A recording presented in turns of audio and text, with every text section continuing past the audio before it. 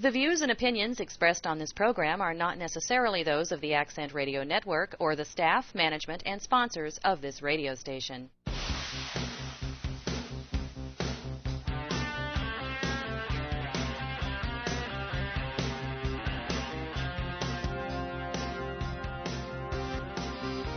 This is Home Improvement USA, the program where the industry experts give the best information on home improvement products and services. Join us now as we begin this hour of Home Improvement USA. And welcome to Home Improvement USA, now in our 18th year of bringing you the best in home improvement information with the experts each and every week. I'm Dave Rush, along with producer Regina Sipple, and right now we enter into the This Week in Home Services.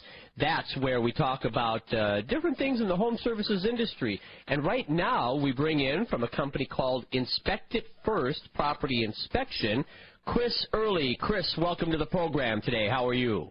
Good, Dave. Thanks for having me. All right, great to have you. Now, Chris, tell us who you are, what you do, where you're located, and a bit about Inspect It First. Well, I run a property inspection franchise, Inspect It First, just outside of the Philadelphia area in Pennsylvania. We're a full-service property inspection company providing real estate inspections for pre-purchase, pre-listing real estate transactions. All right, very good. And Inspect It First is online at inspect-it1st.com, inspectitfirst.com. And today we're going to talk about child safety issues in the home. And let's start with drowning. This is always a problem when you have kids around the house. You don't even have to have a pool for this to be the case. So let's start with this topic, Chris. Yeah, one of the biggest things is buckets. It's something we generally check for during inspections, but it's something people as homeowners, a lot of your listeners are going to want to go around their house and check. 5-gallon buckets, they can hold a lot of water. If you have toddlers like I do, I have 3 little girls, so it's a very near and dear subject to me. Toddlers could be walking around; they're very curious. They could fall into the bucket head first, and they won't be able to get back out. So. If you've ever seen that movie Ray, with Ray Charles, the beginning of the movie starts out, that happens to his brother. He falls into a bucket and he can't get back out. So buckets is definitely something you want to check for around the house. You don't want to have, even if they're empty, you just want to put them out of reach of kids. All right. You got 3 daughters. What are their age ranges right now? 7, 5, and 1. And the one is the troublemaker. Oh, okay. Are you saving up for that those wedding funds coming down the road, yeah, exactly. 15 years or so? I need to be. All right. So support Chris Earley in Pennsylvania with Inspect It First. He's got a lot of spending to do down the line here. Okay. Now let's move on to another topic here for child safety: sinks, bathtubs, and toilets. Yeah, again, it comes back to drowning. Drowning is the number 2 cause of infant deaths behind motor vehicle accidents. And there's a story that we were told about, the family goes, stays overnight at somebody's house. They don't have a crib or a pack-and-play, so they put the kid in the tub. And the kid wakes up in the middle of the night, curious with the faucets, turns on the water, and you can figure what happens next. The blanket clogs up the drain and the kid drowns. So unless you're an adult, and we've all probably slept in the tub, back in the day or whatever. But the adults. Well, yeah, let's not get into those days. So yeah, you don't want to keep your kids away from the tub. Yeah, and I think the idea here is just around water, any type of source. Even you talk about pools, you need to have the fences. Even 5-gallon buckets, you have to watch. And tubs, you say, well, we didn't turn the water on. Well, they might. Right. So it's water that we're talking around here, talking about here right now on This Week in Home Services here on Home Improvement USA. Chris Earley is with us. He is an Inspect It First franchisee out of Pennsylvania, and you're near the Philadelphia area, correct, Chris? Yes. Yep, just outside the Philadelphia area. Okay.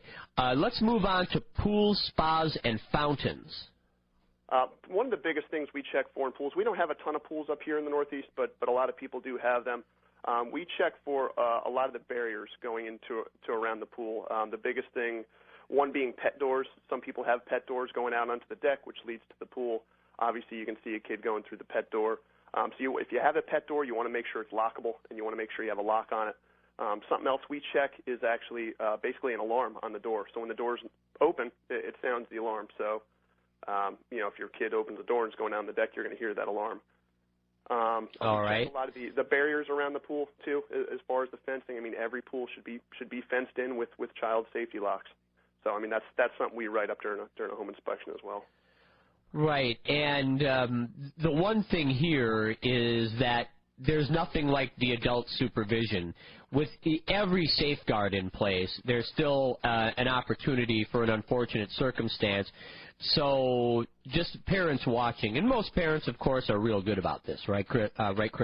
Yeah, exactly. Yeah, I mean, that's something that a lot of the stuff is. It's a lot of common sense stuff, and it does come back to you really just got to pay attention to your kids. But just in case, a couple minutes they're out of your sight, and I know how it happens, how easily it does.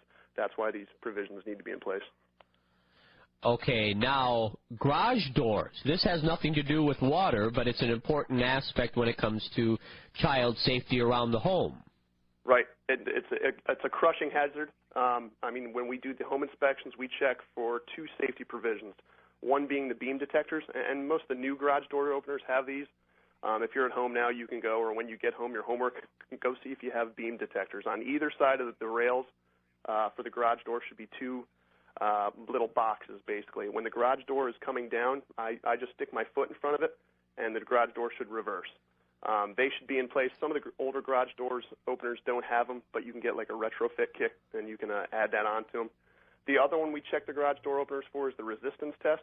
So if it's coming down, I'll put my arms in front of it, or you can put a block of wood in front of it. When it comes down and hits something, it should reverse. It's based on a tension screw, so if it goes down and keeps on going down, you can adjust that pretty easily at home with a little common screwdriver. But those are the two tests we check the garage door opener for, and it's just it's a crushing hazard for children. Okay, let's move on to guards and handrails. Why would this be something that we should worry about, guardrails and handrails, as far as child safety is concerned? Fall hazard. Up until somewhat recently, I mean, a lot of times there's been gaps in the handrails that are bigger than 4 inches. 4 inches is the current standard. You don't want to have anything more than with something you could pass a 4-inch sphere through the opening, which is basically the size of a toddler's head, the size of your fist. They could fall through.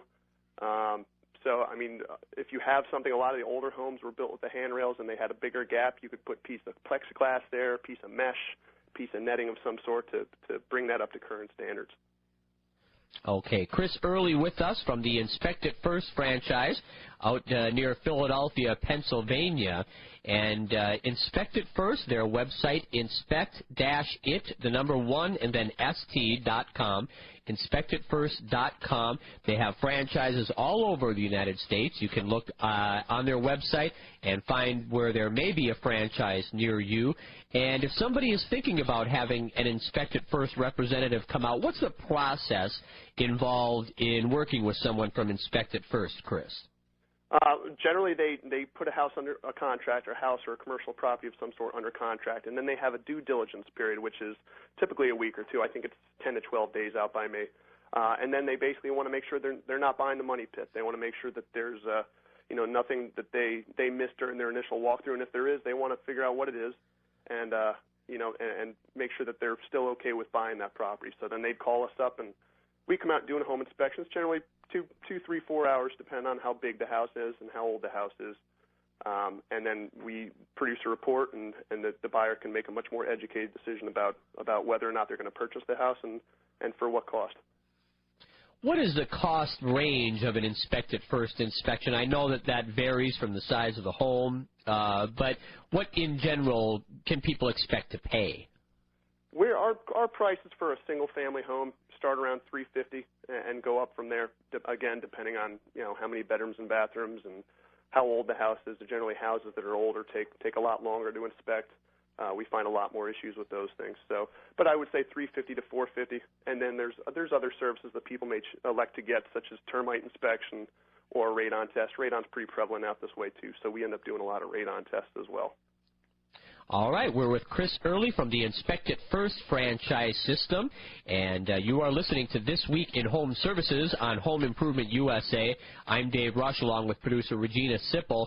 If you would like to check us out online, the Home Improvement USA show, go to homeimprovementusa.fm or homeimprovementusa.net. Up there you'll see a button that says This Week in Home Services.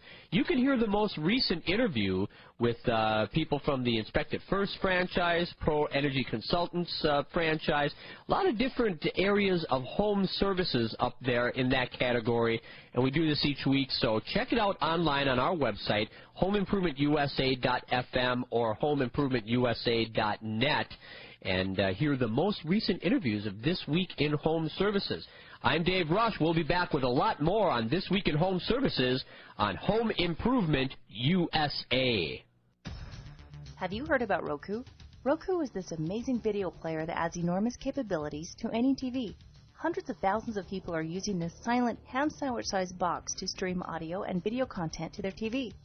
Roku has a one-time cost of $80 and no monthly fees. It comes with a wireless remote and connects to the internet via your home wireless broadband connection. Once you have it working, you'll have access to tons of online content, both free and paid, on your TV with your Roku's wireless remote. To purchase a Roku media player, go to Roku.com. That's ROKU.com. And now you can also get the Accent Radio Network live and on demand on the Roku. It's simple. Just go to the channel store, add the Accent Radio Network channel to listen to the ARN anytime right on your TV. So if you have a Roku, add Accent Radio Network to your media player for free, right from the channel store. If you'd like to get a Roku, go to Roku.com. That's ROKU.com. Hey, sports fans, Les Grobstein here. I want to invite you to tune into the Weekend Sports Report, the only weekend show that covers Chicago and Milwaukee sports, whether it's the Bears or Packers, Bulls or Bucks, Cubs, Brewers, or White Sox. We'll give you an hour of lively discussion on whatever is going on locally with our pro and college teams. So join me and my co-hosts every Saturday, 7 a.m. Central, 8 a.m. Eastern on WKRS.com. Catch us anytime on YourSportsFan.com. That's the Weekend Sports Report on YourSportsFan.com. Painting just got easier with Handy Paint Pail products. Handy Paint Pails, paint cups, paint trays, and ladder pails include magnets to hold your brush, ergonomical adjustable straps and handles, and disposable liners that make color changes and clean up easy. And no more problems with rusty, unstable trays and pails. Find them at your favorite home center, hardware, or paint store, or check them out online at www.handypaintpail.com. Do you believe something is wrong in this country? Do you think you've been lied to by the mainstream press? Then go to www.newswithviews.com, an online publication that will keep you informed on what's really happening. Newswithviews.com is to bring you the best news and commentaries on current events that may be manipulated or controlled by the mainstream media. Newswithviews.com is to enlighten, educate, and awaken people to the real issues facing this country and the world today. Newswithviews.com is dedicated to revealing lies, innuendo, and agendas, wherever they may be. Political affiliations are not to the left or the right, but to what is right and true. Updated daily, there is no reason to go anywhere else. Visit www.newswithviews.com today. Newswithviews.com, where reality shatters illusion.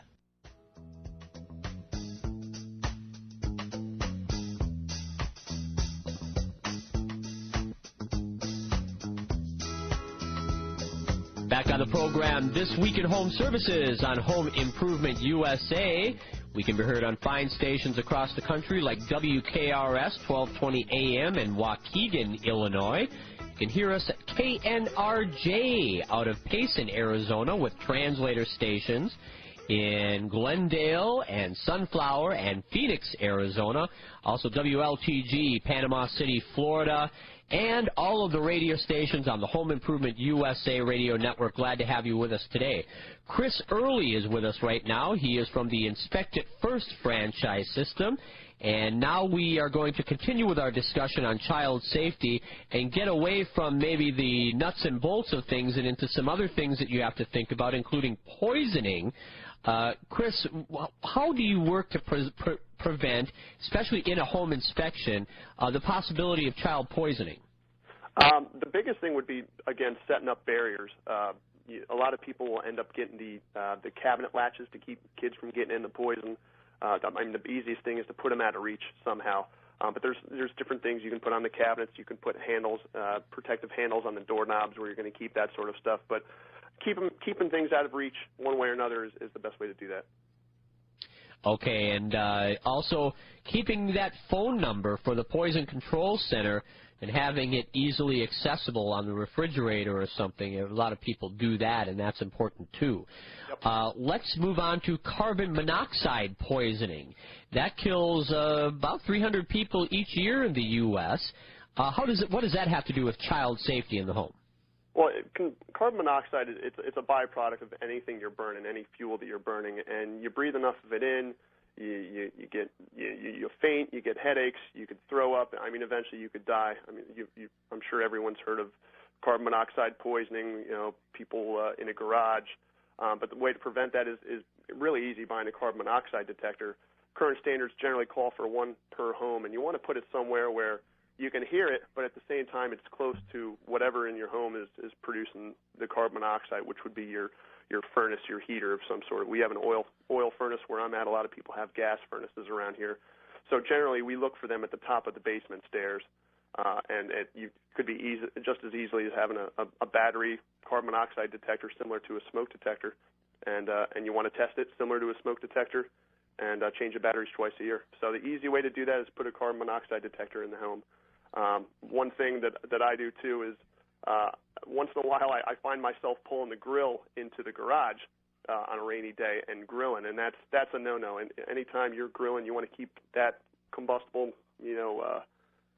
fuel outside, so the chance for carbon monoxide entering the home is you can't do that. So. All right, Chris, you also brought up smoke detectors.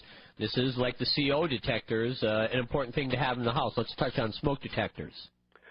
Smoke detectors, it's different for every municipality. Generally, we look for one per bedroom as well as one per floor.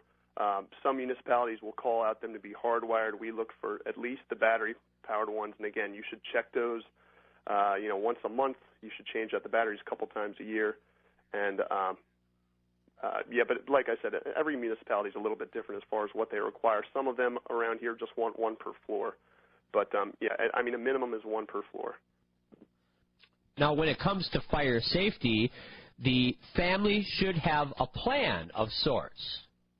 Yes, exactly. An emergency plan, right. Yeah, it's funny that pretty much we review our plan here, my family, every time we hear a fire truck in the neighborhood or every time the girls see a fire truck. That's generally when we go over our plan. But, I mean, you want to talk with your family. You want to tell them where to meet if something happens. If there's a fire or something happens, you want to say, well, we'll meet out at the end of the driveway or we'll meet over at the neighbor's house. You got to tell your kids this. You got to reinforce it with them. So if something ever happens, you're not going back in the house to look for your kid to find out where they're at, or they're not running around looking for you. Everybody should know to go down to wherever your meeting point is, and that plan should be set in stone. Okay, now Chris Earley with us from the Inspect It First franchise. Bedroom window access to the outside. You have to be able to get out the door of your bedroom, but you also have to have a window exit. Let's touch on that. Yeah, probably the biggest issue that we find around here at least is people finishing their basements and putting a window in the basement. Again, most townships require that you put in another way of getting out of the basement besides the stairs, obviously. So what we usually see is a window well. We'll see an opening window where a person can get out, a couple people can get out the window, and then the window well will have a hatch that you can just push up and get out that way. But once in a while, we'll see some windows with the burglar bars on them. I mean, that's a definite no-no. If you want the burglar bars, you should buy the ones. You should have the ones that have the where you can release them from the inside. So obviously, if there's a fire and your windows are locked, sure, your burglars can't get in, but you can't get out either. Now, we're talking about child safety here and what to do when you're inspecting a home, making sure it's a proper child safety all around. Another point is closets, crawl spaces, attics, clothes dryers, those small spaces that kids like to crawl into. Yeah, I mean, we don't find too many issues with this out here, but we check for closets. Anything that would close has a knob on the outside and no knob on the inside. I do still find that every once in a while, especially in the older homes that aren't up to current standards. You can shut the closet door, but there's nothing on the inside to help you get out. And then some of the closet doors can be pretty tight, so it won't allow air to get in or out either. So that's definitely something you want to check for at home to make sure every closet. Crawl spaces as well. Sometimes they'll finish a basement and it butts up against a crawl space, and the door going in the crawl space, again, doesn't have a latch on the inside. So that's just something you want to check. If there's a latch on the outside, there should be a latch on the inside as well. Okay. And Inspect It First, the telephone number, 877-392-6278. That's 877-392-6278. Chris, it's been a pleasure to have you on the program today. And just to wrap up here with just a little bit what people might want to know about Inspect It First that we haven't touched on yet. Yeah, really quick. I mean, before we get into that, I just wanted to give a website to the listeners. The Consumer Product Safety Commission is actually a really good website. I'm actually signed up for the emails. If you go to www.cpsc.gov and you can click on the sign up for the email lists on the right-hand side, you can get any time a recall comes up that's reported to the government, any sort of safety recall, you can get those emails. I know my wife likes to get those as well, so that's something people may want to sign up for. But all right. Very good. And one thing I want to mention is that I said there's a dash, inspect-it first in the website address. There's not. It's inspectit1st.com. Inspectit1st.com, no dash. Okay, the last 15 seconds is yours. Well, thanks for having me, Dave. Again, if you want to find any information on what we talked about today, you can go to our website, click under the About Us tab, and go to White Papers. There's a lot of good information our main office has put out about items like this, child safety, and a lot of other items that consumers, homeowners, realtors may want to know about. All right, Chris, have a great day. We'll be back with more. Stay with us.